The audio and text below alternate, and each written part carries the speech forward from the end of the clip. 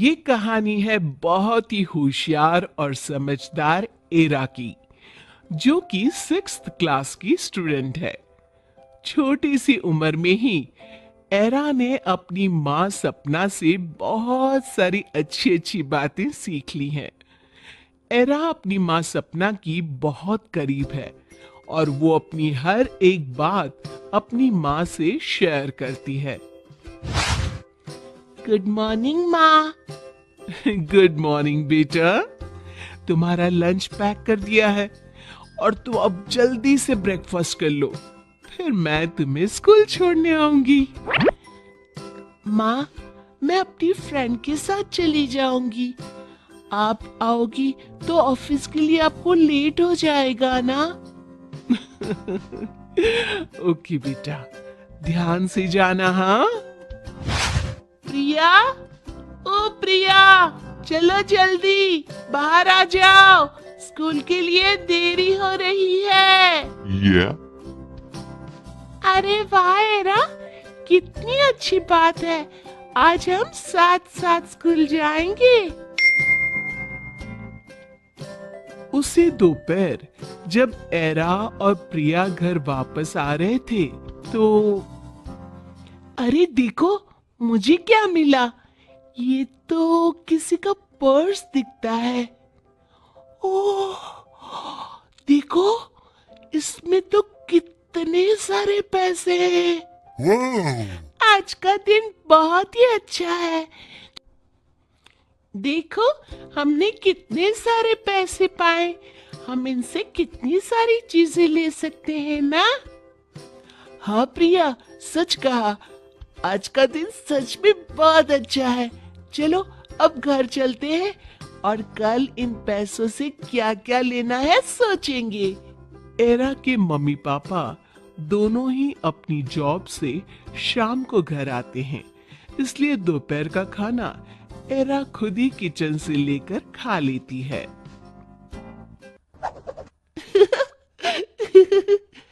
Era, आज तो बहुत सारे पैसे पाए हैं। तुम तुरंत उन पैसों को निकाल कर अपनी बैग में रख लो और वॉलेट को फेंक दो, ताकि मम्मी को पता ना चले। नहीं एरा, मम्मी से कोई भी बात छिपाना गलत बात है। तुम्हें मम्मी के आते ही उन्हें ये बात बतानी चाहिए। मम्मी को बताने से कुछ नहीं होगा, बस इतना होगा कि ये पैसे जो तुमने पाए हैं वो रख लेंगी। मम्मी बड़ी है और हमसे ज्यादा समझदार भी, वो वही करेंगी जो सही होगा। इसलिए पाए हुए पैसों का लालच किए बिना तुम्हें मम्मी को ये बात बतानी ही चाहिए। हाँ, मैंने आज तक मम्मी से कोई बात नहीं छिपाई, मैं ये बात भी मम्मी को जरूर बताऊंगी। एरा बार बार घड़ी देखते हुए 5 बजने का इंतजार करने लगती है। ओहो, आज तो मम्मी का वेट करना बड़ा ही मुश्किल हो रहा है। जैसे तैसे 5 बज ही जाते हैं और डोरबेल बजती है, साथ में ही बाहर से आवाज भी आती है। एरा बेटा, दरवाजा खोलो, देखो मैं आ गई। मम्मी जल्दी आओ, मुझे आपको कुछ बताना है और कुछ दिखाना भी है। अरे अरे अरे, आराम से बेटा, चलो आ रही हूं ना रूम में। एरा, ये कहां से मिला तुम्हें? माँ, आज स्कूल से वापस आते वक्त मुझे ये रास्ते में पड़ा हुआ मिला। तो क्या वहां इसे लेने वाला कोई नहीं था? नहीं माँ, वहां कोई नहीं था, मैं और प्रिया दोनों ने देखा। इसमें तो बहुत पैसे हैं, जिसका भी ये वॉलेट होगा वो बहुत दुखी हो रहा होगा। माँ, ये पैसे हम रख ले? नहीं बेटा, ये पैसे हमारे नहीं हैं, इसलिए हम इसे नहीं रख सकते। क्यों माँ? ये तो मैंने पाया है ना, तो ये पैसे भी तो मेरे हुए। हाँ बेटा, ये तुमने पाया जरूर है, पर ये पैसे तुम्हारे नहीं हैं। क्यों माँ? ये मेरे ही तो है। अच्छा एरा, तुम्हें याद है एक बार खेलते खेलते तुम्हारी 10 रुपए की नोट खो गई थी और तुम कितना रोई थी? हाँ माँ, याद है, पर आपने ये क्यों पूछा? अब ये सोचो एरा कि जब तुम्हारे पैसे खोए थे तो तुम्हें कितना दुख हुआ था। ऐसे ही ये जिनके भी पैसे हैं उन्हें भी तो कितना दुख हो रहा होगा। इसलिए पहली कोशिश हमें ये पैसे वापस करने की ही करनी चाहिए। हाँ माँ, आप सही कह रही हो, पर हम ये पैसे वापस कैसे करेंगे? इस पर्स में उनका विजिटिंग कार्ड मिला है, जिस पर किसी अतुल का नाम है और नंबर भी लिखा है। ये उन्हीं के पैसे हैं। माँ, आपको कैसे पता चला कि ये पैसे अतुल अंकल के ही हैं? तुम तो बहुत समझदार हो गई हो।